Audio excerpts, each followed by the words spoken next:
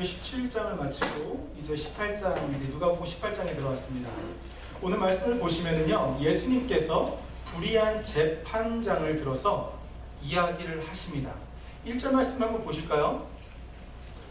예수께서 그들에게 항상 기도하고 낙심하지 말아야 할 것을 비유로 말씀하여. 1절 말씀 보시면은요, 기록이 되어 있죠? 예수님께서 비유로 무엇을 지금 말씀하시는 거죠? 비유로?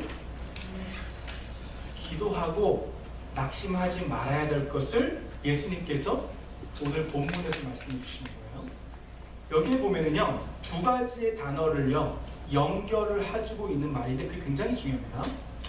예수님께서 기도하고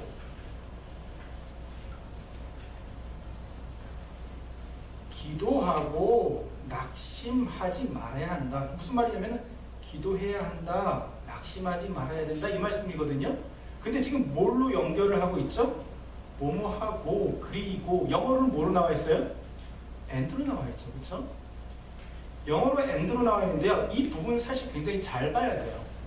원문에서 보면은요, and 아마 아실 거예요. 그렇죠? 카이라는 이 헬라어, 카이가 영어의 and예요. 근데 이 카이가 어떻게 사용이 되냐면요, 여러 가지 사용이 되는데 크게 이야기하면은 이제 뭐 문장이라든지 단어라든지 이렇게 연결을 하는 거예요. 때로는 어떠한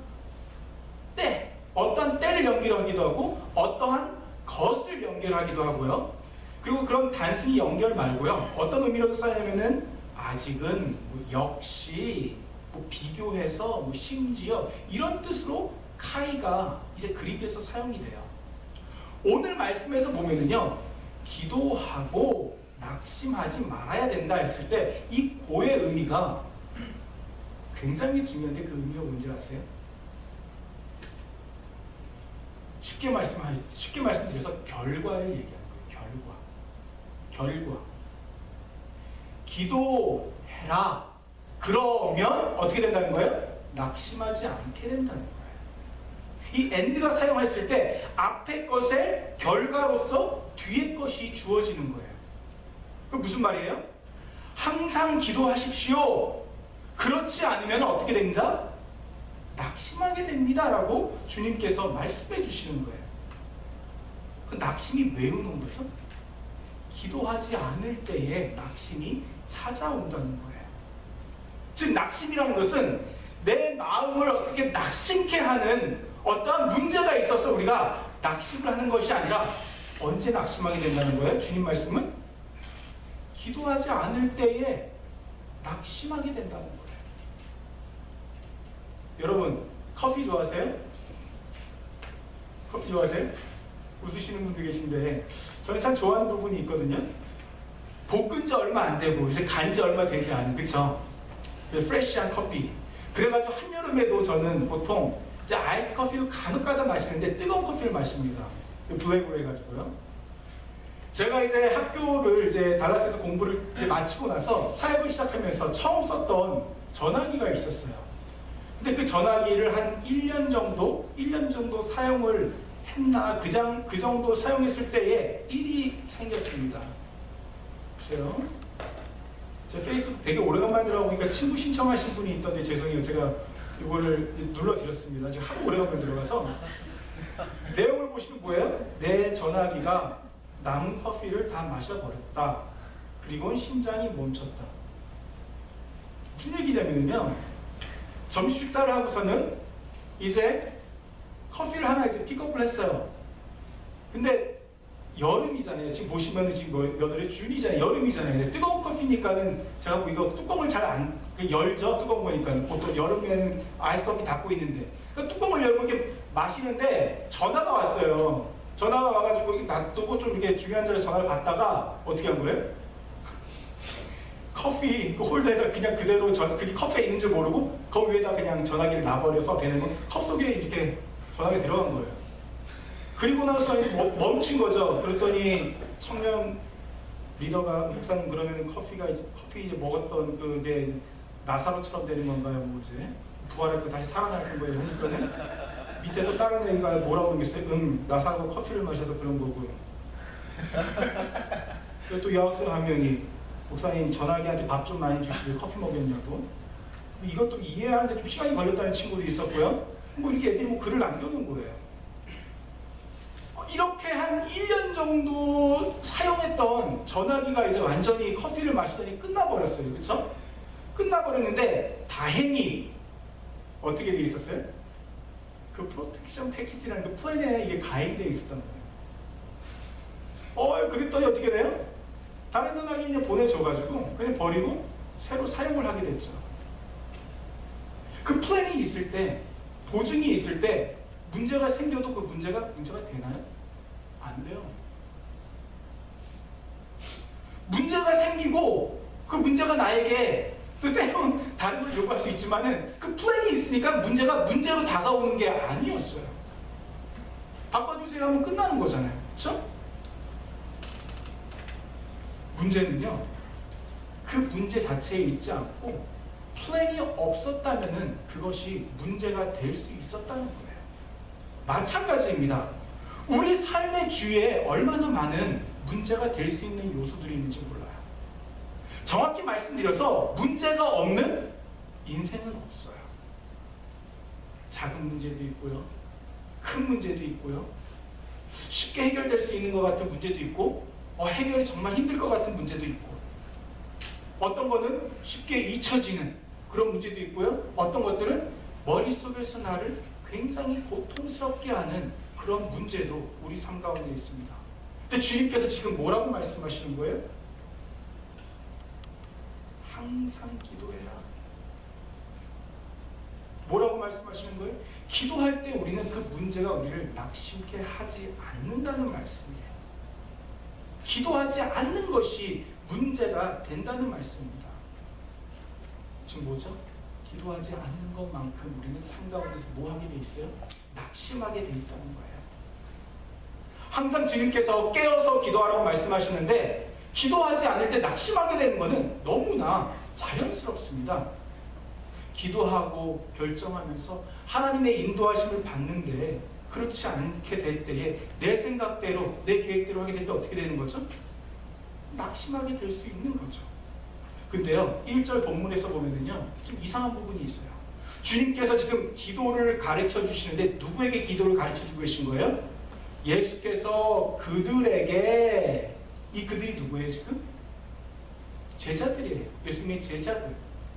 예수님께서 항상 따라다니면서, 예수님을 따라다니면서 기도를 가르쳐 주시고 기도를 할 수 있게끔 데리고 다니셨던, 기도하라고 말씀하셨던, 기도하라고 강조하셨던 제자들인데 오늘도 보면 뭐예요? 기도해봐 라고 주님께서 가르쳐 주신 거예요. 제자들이 주님을 따라서 산다고 했는데 왜 주님께서 이렇게 계속 기도를 말씀하시죠? 그들이 삶 가운데서 기도를 하지 않았던 거예요. 세계 속에서 한국교회의 강점, 이렇게 하면은 뭘로 널리 알려져 있는 줄 아세요? 기도로 알려져 있죠. 한국교회는요, 세계적으로 적극적으로 함께 모여서 기도하는 교회로 굉장히 유명합니다. 그래서 미국에서 기도에 대해서 많은 관심을 갖고 있는 교회나 목사님들이 때로는 코리안 스타일로 기도합시다 하면 그게 뭐 하는 거예요? 통성기도. Lord, Lord, my Lord 하는 뭐예요? 세 번 한처럼 그 세 번 한 다음에 다 같이 통성기도예요. 그거 아세요? 어떤 교회는 한국식으로 기도하자 그래서 한국말로 주여 주여 주여 하고 기도하는 교회도 있어요. 그 기도에 열정을 회복받기 위해서. 한국 기도하면은요, 떠오르는 기도회 두 가지가 있습니다. 뭐예요? 기도회 하면 뭐가 떠오르세요? 한국에서 기도회 하면은 새벽 기도. 또 하나 뭐가 있죠? 철야 기도. 새벽 기도, 금요 철야 기도. 이거 한국 굉장히 유명하잖아요. 새벽 기도는요, 뭐 오늘날 이민교회처럼 이렇게 뭐 6시 뭐 이렇게 모여서 새벽 기도하지 않죠. 대부분 한국 교회는 몇 시에, 곧 오신 지 얼마 안 되신 우리 이승우 형제님, 새벽 예배하면 몇 시에 시작하나요, 한국은? 5시 반. 네, 5시. 주로 5시나 5시 반. 이때 시작을 해요, 새벽 예배. 그 철야 기도하면 어떻게 되죠? 밤늦게 모여가지고요, 2-3시간씩 기도해요. 밤늦도록 기도하고 또 자유롭게 더 기도할 사람들 어떻게 돼요? 늦은 시간까지 기도하는 거예요. 토요일 새벽 예배 때는 거의 뭐 목사들은 죽음이죠, 그렇죠? 금요일 날 저녁에 이렇게 철야기도 하고서는 집에 가서 한 2-3시간 되는데 무슨 시간이에요? 토요일 날 새벽 예배 나가는 시간. 이게 한국교회거든요, 이게 한국교회. 이 두 가지 기도회가요, 한국교회에 있었을 때 한국교회를요, 하나님께서 사용하시고 거룩한 부분을 도와주셨던 것을 우리는 이 선배님들이 다 알고 있어요. 근데 그거 아세요? 새벽기도, 이 철야기도 누가 개발했을까요? 물론 예수님의 기도의 모습을 통해서 저희들이 배운 거예요, 그렇죠? 근데 교회 역사에서 보면은요, 이 새벽기도와 이 철야기도는요, 한국교회에서 개발해낸 거예요. 한국교회에서. 그 특허가 한국교회에 있는 거예요. 왜 이 새벽기도, 이 철야기도가 우리보다 복음이 먼저 전파되었던 유럽에 있는 교회라든지 우리에게 복음을 전해준 미국 교회에서는 왜 이 기도의 모습이 없었는 줄 아세요? 다 이유가 있습니다. 왜냐하면 유럽이라든지 미국이라든지 이렇게 합리성이, 이성이 개발되어 있는 국가에서는요, 사실상 새벽 예배가 드려지기가 굉장히 힘들어요. 사실 생각할 수가 없죠. 왜 그렇죠? 그 시간에 우리가 잠을 푹 자거나 그 시간에 우리가 더욱더 효과적으로 사용을 한다면은 더 좋지 않겠냐는 이러한 마인드가 강하기 때문에 어떻게 되는 거예요? 새벽 예배를 드릴 수가 없는 거예요. 근데 한국은 어떻습니까? 한국은 뭐를 강조하죠? 정성을 강조해요. 정성을. 가장 정성을 강조하는 것 중에 하나가 뭐예요? 문화 중에서, 한국 문화 중에서 한국 개신교 역사를 보면은요, 이제 좀 말씀을 드리겠지만 한국 문화에서 보면 강조되는 것 중에 하나가 뭐냐면 정성이고, 그것이 나타나는 것이 제사예요. 근데 우리 역사를 보면은 19세기 후반에 미국이나 영국에서 선교사님들이 오시죠. 그래서 한국의 그 교회의 그러한 이제 교회의 문화라든지 교육이라든지 이런 걸 잃어가십니다. 그러면서 복음을 전하시면서 4가지를 이제 금지하는 것을 이제 만들죠. 4가지 뭐를 금지하죠? 한국 교회에 있었던 게 그 선교사님 통해서 담배, 그리고 또 뭐 있죠? 네, 술, 그리고 또 뭐 있죠? 네, 제사, 또 한 가지? 요즘에 법으로 막혀 있어서 안 돼요. 한 가지 뭐가 있죠? 첩이죠, 첩. 첩을 이렇게 하는 거고, 4가지를 이제 금지를 하는 것이 나옵니다. 그래서 지금도 한국교회에서 뭐 대표적인 주류 교회나 교단들은요, 이것을 다 지키고 있어요. 근데 제사를 찾아보니까는요, 독특한 게 있어요. 제사를 드리는 시간이 언제죠? 제사를 드리는 시간? 네, 밤 12시부터 하더라고요. 밤 12시부터 몇 시까지? 새벽 5시 꼬끼우 닭이 울기 전 12시부터 5시까지가 원래 제사 드리는 정석 시간이더라고요. 그때가. 왜 그러냐면은 닭이 울기 전까지 그 껌껌한 밖에 그러한 시간대에 홀령들이 돌아다니기 때문에 이 홀령들을 대접하는 것이 제사잖아요. 그래서 그 밤늦은 시간에 하는데, 요즘에 이제 한국도 이제 많이 변화됐잖아요. 뭐 합리적이고 이성적이게 많이 개발이 됐잖아요. 그래서 9시 넘어서 하자고 이렇게 주장하는 그런 가족들이 있어서 가족마다 합리냐, 뭐 정성이냐 이래서 이렇게 좀 갈등 이런 게 또 있다고 하더라고요. 찾아보니까. 근데 한국의 전통적인 생각 가운데서 이 정성이라는 것은요, 굉장히 중요시되어 있어요. 그 사회에 기독교의 문화가, 기독교의 복음이 들어왔을 때 어떻게 됐던 거예요? 한국교회에서 뭐가 만들어진 거예요? 하루의 삶 가운데서 가장 귀한 시간이 될 수 있는 이른 아침 시간. 하루 시간 가운데서 가장 피곤할 수 있는 무슨 시간? 늦은 밤 시간. 그 시간에 기도회가 생겨났던 거예요. 사랑하는 성도 여러분, 한국 방문하실 때 있죠. 그럼 한국에 있는 새벽예배 꼭 가보세요. 가보시면은요, 어르신들만 계세요. 거의 머리가 허여신 어르신들만 자리를 지키세요. 한국은 더 이상 기도하는 교회가 아닙니다. 한국은 더 이상 드리기 힘든 시간을 기도로서 하나님께 드리는 교회가 아니에요. 한국교회의 강점이 기도였지만은 더 이상 한국교회의 강점이 기도라고 얘기할 수 없는 이때에 우리는 신앙생활을 하고 있어요. 목사님, 어르신들은요, 잠이요 별로 없으세요. 그래서 일찍 오시는 거예요. 그러실까요? 그분들은요, 기도의 능력을 체험하신 분이에요. 그들은 하나님께서 기도를 받으시고 그 기도를 통해서 역사하시는 것을 직전부터 체험하셔서 꾸준히 기도 생활을 하시는 분들이시고, 그리고 그분들의 기도를 통해서 지금 한국교회가 있는 것입니다. 하지만 우리가 알고 있듯이 한국교회는 이제 기도가 쇠퇴했고 한국교회 역시 지금 쇠퇴하고 있는 과정 가운데 우리가 살고 있어요. 안전, 아무리 강조해도 지나치지 않습니다 라는 이야기가 있죠. 마찬가지예요.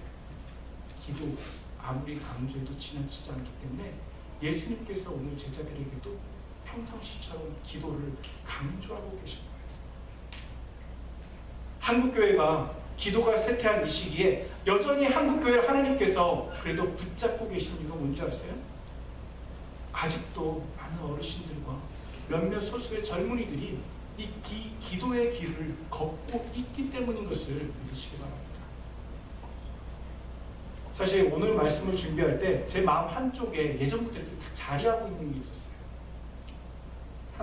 본문 같은 경우에는 제가 미리 이제 플랜을 짜잖아요. 한 달 정도 전이었던 것 같은데 이 본문을 이렇게 딱 해놓고 나서 이 본문을 어떻게 설교를 해야 되나 고민이 되는 거예요. 왜 그렇지? 저희 교회가 이제 토요일날 일주일에 한 번이지만 새벽 예배가 있잖아요. 그러니까 보통 10분이 조금 안 되시는 분들이 참석을 같이 하시거든요. 이번 주도 저까지 해서 7분이 이제 새벽 기도회 때 참석을 하셨는데, 혹시 이 본문 말씀을 전달하다가 마음속에 너무 부담이 되거나 오해가 생기면 어떻게 할까, 그런 마음이 사실 있었어요. 근데 그 가운데서 하나님께서 원하시는 것, 말씀을 잘 전달하는 것, 그것을 통해서 사랑하는 교우들을 정말 말씀 가운데서 인도하는 것이 하나님께서 원하시는 것이 아닌가라는 생각 가운데서 오늘 말씀을 준비를 했습니다. 말씀 가운데서, 기도의 능력 가운데서, 기도의 능력이 있을 때 어떻게 된다고요? 낙심하지 않는다는 이것을 붙잡으시고 그 확신 가운데서 기도하시는 우리 성도님 되시기를 주의 이름으로 축원드립니다. 사랑하는 교회 여러분, 낙심하지 마세요. 우리가 기도의 무릎으로 나아갈 때에 우리는 어떻게 되는 거예요? 하나님의 일하심을 우리는 그 가운데서 보게 되어 있는 것입니다. 낙심하기를 원하십니까? 아니면 기도하기를 원하십니까? 우리가 이 가운데에서 우리가 선택을 해야 되는 거예요. 사실 여기까지 하면 오늘 전달할 건 다 끝났어요. 보세요. 예수께서 그들에게 항상 기도하고 낙심하지 말아야 될 것을 비유로 말씀하여, 이게 뭐예요? 오늘 주제예요. 항상 기도해라. 기도하지 않으면 낙심하게 된다. 이게 주제예요. 그래서 이것을 얘기하기 위해서 어떻게 했다는 거예요? 8절까지 비유로 말씀하시는 거예요. 그래도 우리 비유를 좀 간단하게 살펴보는 것이 도움이 되겠죠? 주님께서 하신 말씀을요. 한번 비유를 보도록 하겠습니다. 2절, 3절 보시면은요, 재판장이 나옵니다. 근데 이 재판장은요, 어떻게 해요? 사람을 무시합니다. 사람을 무시하는 경우는 많을 수 있어요. 근데 이 사람은 더 놀라운 게 뭐예요? 하나님도 두려워하지 않아요. 이 재판장이. 사랑하는 교회 여러분, 하나님을 두려워하시는 은혜가 있기를 원합니다. 우리 삶 가운데서 하나님을 두려워하는, 하나님께 우리가 우선순위 두는 이 마음이 우리 가운데 있어야 되는 거예요. 내가 삶 가운데서 내 보스를 두려워하는 것이 아니라 내 삶에, 내 진로에, 내 미래에 영향을 미치는 그 무엇을 두려워하는 것이 아니라 이 만물을 주장하시는 하나님을 두려워하는 것이 참된 지혜인 것을 깨달으시기를 부탁드립니다. 우리는요, 하나님을 두려워해야 되는 거예요. 근데 이 재판장 어때요? 하나님도 두려워하지 않아요. 이 재판장이 누구를 오늘 본문에서 만나게 돼 있죠? 한 과부가 있어. 한 과부를 만납니다. 연약하다는 걸 얘기를 하는 거죠. 근데 이 연약한 과부에게는 무엇이 있어요? 원한이 있어요. 원수가 되나 원한이 있어요. 그래서 이 과부가 어떻게 하는 거예요? 이 재판장에게 자꾸 찾아가는 거예요. 자꾸 가는 거예요. 재판 전에도 가고, 재판이 계속 이어지니까 재판이 끝나서도 가고, 또 언제도 가는 거예요? 밥 먹을 때도 가고, 잠잘 때도 가고, 자꾸 찾아가는 거예요. 이 여인이. 아무 때나 가가지고 문을 두드리는 거예요. 그 재판장이 어떻게 해요? 생각을 합니다. 내가 하나님을 두려워하지 않고 사람을 무시하나? 이 과부가 나를 번거롭게 하니 내가 그 원한을 풀어주리라 하면서 재판장이 생각을 바꾸게 되는 장면이 나옵니다. 처음에는요, 듣지 않았어요. 얼마 동안은 듣지 않습니다. 근데 계속 찾아가니까 어떻게 되는 거예요? 이제 듣기 시작하는 거예요. 이 본문 말씀이 주는 내용이 뭔지 아세요? 기도를 포기하지 마라. 기도의 제목이 있다면은, 내가 하나님께 드리는 기도의 제목이 있다면은요, 그 기도의 제목을 포기하지 말라는 것입니다. 사랑하는 교회 여러분, 기도의 제목을 갖고 계세요? 기도의 그 제목의 분량, 그 기도의 분량이 차기까지 절대로 포기하지 마시기를 축원드립니다. 그 기도의 분량이 차야 되는 거예요.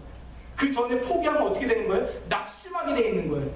포기하지 마시고 신실하신 하나님께서 이루실 것을 믿고 그 기도의 분량이 되기까지 계속 하나님께 두드리시는 그 기도가 우리 가운데 있기를 원합니다.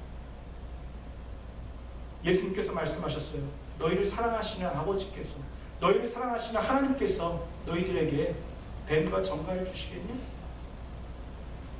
너희들에게 좋은 것을 주시지 아니하시냐고 예수님께서 말씀하셨어요. 사랑하는 성도 여러분, 내 자신이 너무 적어서, 내가 너무 보잘것이 없어서, 내 믿음이 너무 연약해서 내 기도가 응답되지 않을 것 같습니까? 아니면은 내가 가지고 있는 기도의 제목이 그 문제가 너무 커서 하나님께서 응답하시지 않을 것 같다는 생각이 드십니까? 그때가 기도의 분량을 채워야 될 때입니다. 불의한 재판장도 그가 계속 시달림을 받았을 때 응답했듯이 우리 하나님께서 어떻게 하세요? 의로우신 하나님께서 그 기도의 분량이 찰 때 응답하신다는 것을 믿으시기를 바랍니다. 계속해서요, 주님께서 기도에 대해서 말씀하세요.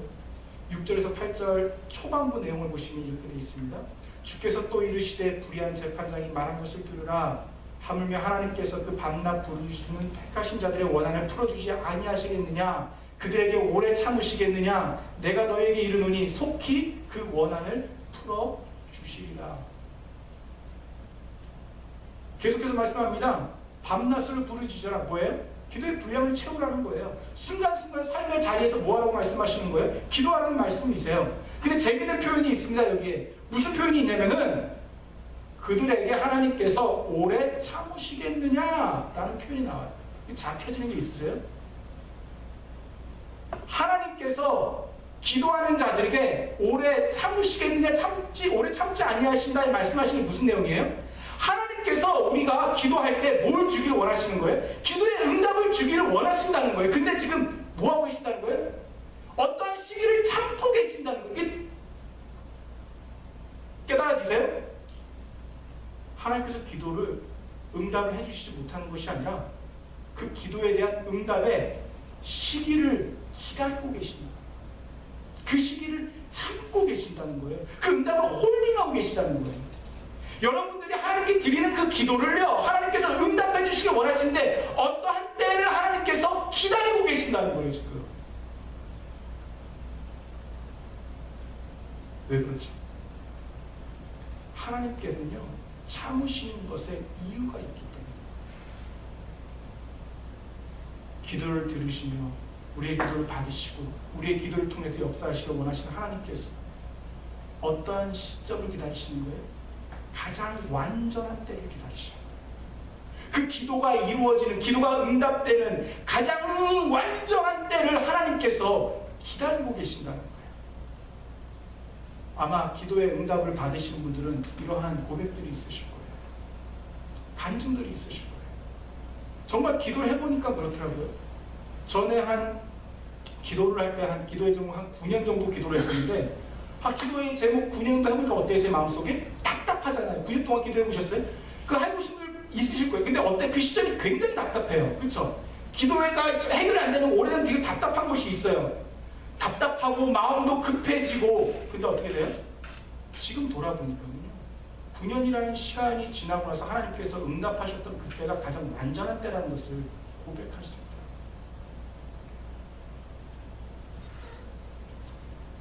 사랑하는 교회 여러분, 여러분들의 기도의 응답의 때 하나님께서 가장 완전하신 때를 아시고 기다리고 계신다는 것을 깨달으시기 바랍니다. 지금 어떻게 되는 거예요? 기도의 응답의 때가 뭐예요?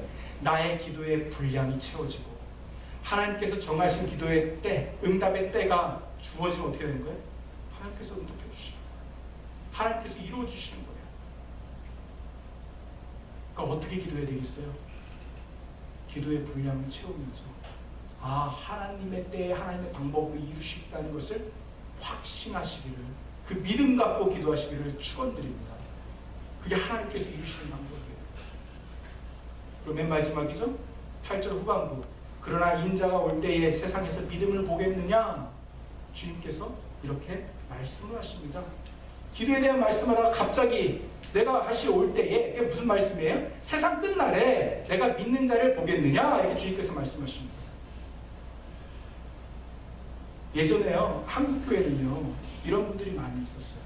고등학교 3학년 자제를 두면은 어떻게 했냐면 어르신들께서, 야, 지혜도 하나님께서 주셔야 된다.